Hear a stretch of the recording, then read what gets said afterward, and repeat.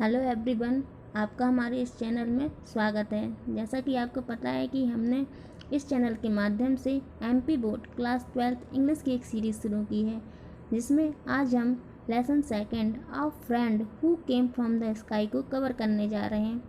इसके पिछले वीडियो में हमने हमारा first lesson teach me to listen lot को कवर किया था। अगर आपने उस वीडियो को ना देखा हो तो उसे भी ज़रूर देखें। तो चलिए स्टार्ट करते हैं हमारा second lesson, a friend who came from the sky. A friend एक मित्र, हु जो, केम फ्रॉम द स्काई आकाश से आया। हु यहाँ पर एक रिलेटिव प्रोनाउन है। जो जनरली हमें हु के बारे में सिर्फ यही पता होता है कि हु क्या है, एक क्वेश्चन वर्ड की तरह यूज़ होता है, लेकिन हु एक रिलेटिव प्रोनाउन भी होता है जो बताता है नाउन के साथ कॉम्बिनेशन को शो करता है, इसका सेंस जो होता है। चलिए आगे देखते हैं। यहाँ पर राइटर ने कुछ क्वेश्चंस भी किए हैं, उनको देखते हैं। Do you know someone with disability. Do you know क्या आप जानते हो, समवन किसी को, विथ डिसेबिलिटी जो कैसा हो, डिसेबल हो। कि क्या आप किसी ऐसे व्यक्ति को जानते हो जिसको डिसेबिलिटी हो। डिसेबिलिटी मतलब होता है अपंगता। जो कोई हाथों से अपंग होता है, कोई पैरों से अपंग होता है, तब हाथ या पैर उसके काम ना कर रहे हो, उसको डिसेबल बोलते हैं। How do you feel about the disabled people. जब आप किसी डिसेबल्ड पीपल को देखते हो तो आप कैसा महसूस करते हो। What do you think they need the most. What do you think आप क्या सोचते हैं, दे नीड द मोस्ट उन्हें किस चीज़ की अधिक आवश्यकता है। What is special about them उनके लिए स्पेशल क्या है। आगे बढ़ते हैं। यहाँ पर आप देख रहे हैं एक लड़की बनी हुई है जो व्हील चेयर पर बैठी हुई है, इसका नाम मिनी है। और ये पूरी जो स्टोरी है ना इसी के ऊपर बेस्ड है। यहाँ पर ये व्हील चेयर पर बैठी हुई है और बालकनी में से पार्क में खेल रहे बच्चों को देख रही है। ये मिनी एक स्पेस्टिक चाइल्ड है। अभी स्पेस्टिक क्या होता है इसको हम आगे पढ़ेंगे। चलिए आगे देखते हैं। It was one of those days in March. यह मार्च के उन दिनों की बात है। When a wind start blowing from nowhere जहाँ पर जो हवा होती है, विंड मीन्स होती है हवा, तेज हवा को विंड बोलते हैं।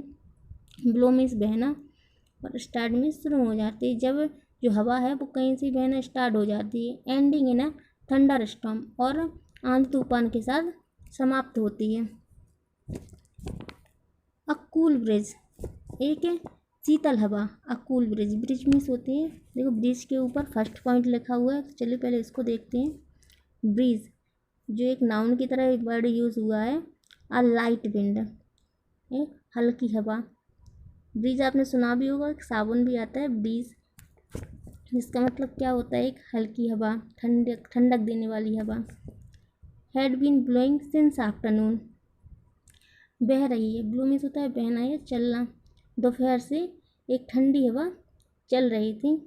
And the sky was rapidly becoming overcast और जो बादल हैं वो बहुत तीव्रता के साथ ओवरकास्ट हो रहे थे।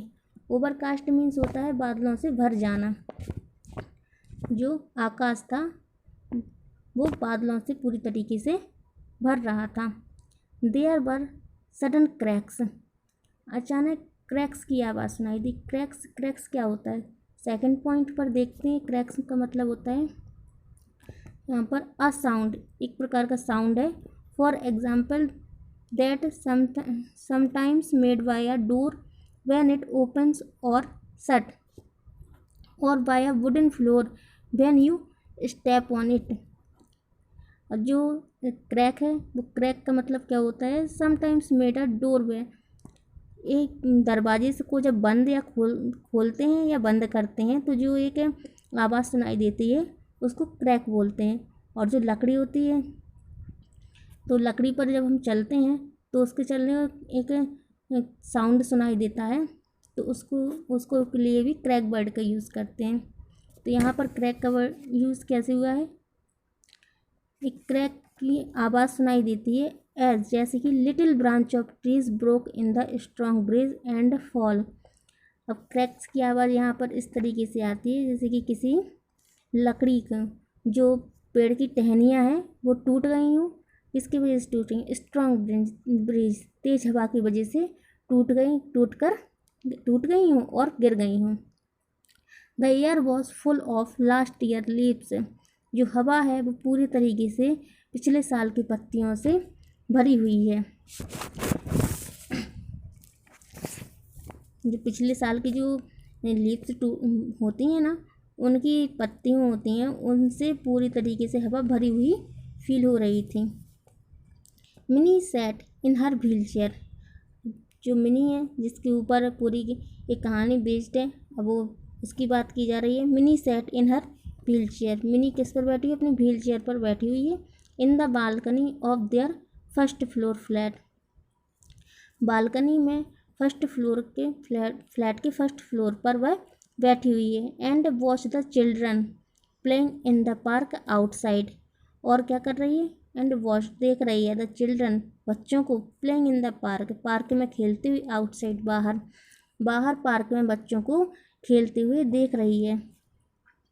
The children did not seem to mind the strong breeze. और जो बच्चे हैं वो कैसे जान पड़ते हैं उनको और ऐसा जान पड़ता है कि जो बच्चे हैं, बच्चों को जो तेज़ हवा चल रही है उसकी कोई परवाह ही नहीं है। द चिल्ड्रन डिड नॉट सीम, ऐसा जान पड़ता है कि बच्चों को जो तेज़ हवा चल रही है उसकी कुछ परवाह ही नहीं है, माइंड ही नहीं कर रहे हैं उस चीज़ को।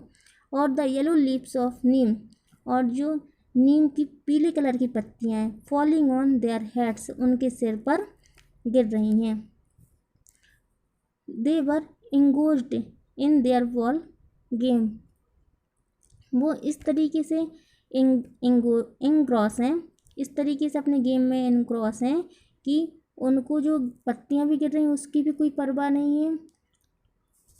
वो पूरे तरीके से अपने गेम में तल्लीन है। इंग्रॉस का मतलब होता है किसी चीज़ में इतना लिप्त हो जाना कि किसी और चीज़ की परवाह ही ना हो, तल्लीन हो जाना, बिल्कुल खो जाना। थर्ड नंबर का पॉइंट भी देख लेते हैं।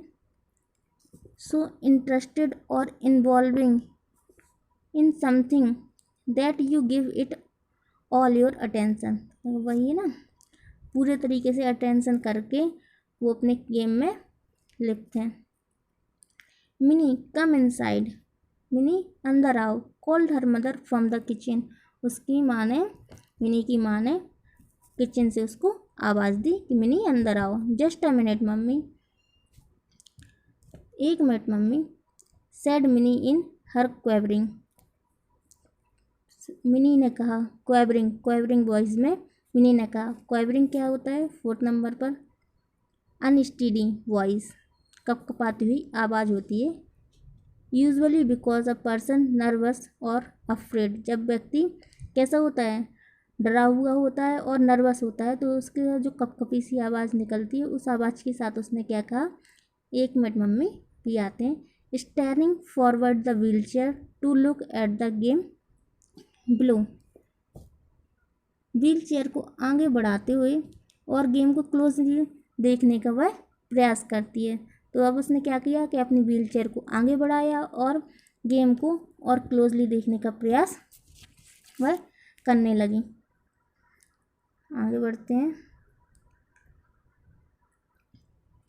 हर mother came out on balcony. अब उसकी माँ ने उसको बुलाया था तो वो तो गई नहीं। तब उसकी माँ खुद क्या करती है? उसकी माँ her mother came out on balcony, उसकी माँ खुद बालकनी पर आती है। Mini baby it is too windy to sit outside. Mini baby, जो ये मौसम है, मौसम इतना ज़्यादा तूफ़ानी है कि बाहर नहीं बैठा जा सकता। यहाँ पर आप यूज़ भी देख सकते हैं, टू और टू का यूज़ दिया गया है, जो अपने आप में खुद एक नेगेटिव वर्ड होता है। इट इज़ टू विंडी, बहुत ज़्यादा विंडी, बहुत तेज़ हवा चल रही है कि यहाँ बाहर बैठा नहीं जा सकता। इसका मतलब क्या है कि बहुत तेज़ हवा चल रही है। Come on inside, that is a good girl. अंदर आ जाओ, तुम एक अच्छी लड़की की तरह अंदर आ जाओ। मिनी जो है, mini continue to Pir. Mini balcony से कंटिन्यू झांकती रहती है। पीर, पीर मीन्स क्या होता है? 5th नंबर का पॉइंट देखते हैं। पीर एक वर्ब की तरह यूज होता है। टू लुक क्लोजली और carefully at something specially when you can't see it clearly. Closely और केयर, सावधानी पूर्वक और नज़दीक जाकर किसी चीज़ को देखना। जब आप कैसे हो, जब उसको क्लियर तरीके से ना देख पा रहे हो तब उसको देखना, झांकना। Mini continue to Pir through the balcony, balcony से कंटिन्यू झांकती है। इन वन मोमेंट, अगले ही क्षण। सी प्लीज्ड, वह वकालत करने लगती है। Her mother looked at the children in the park, उसकी माँ ने पार्क में बच्चों को देखा। साइड, उनको देखा, अवलोकन किया। And went back into the house saying, और वापस अंदर चली गई। सेइंग, कहते हुए। Mind, you get into the house, तुम अंदर आ जाना। बिफोर इट स्टार्ट रेनिंग, बारिश होने से पहले। यानी कि उसने क्या कहा मिनी से?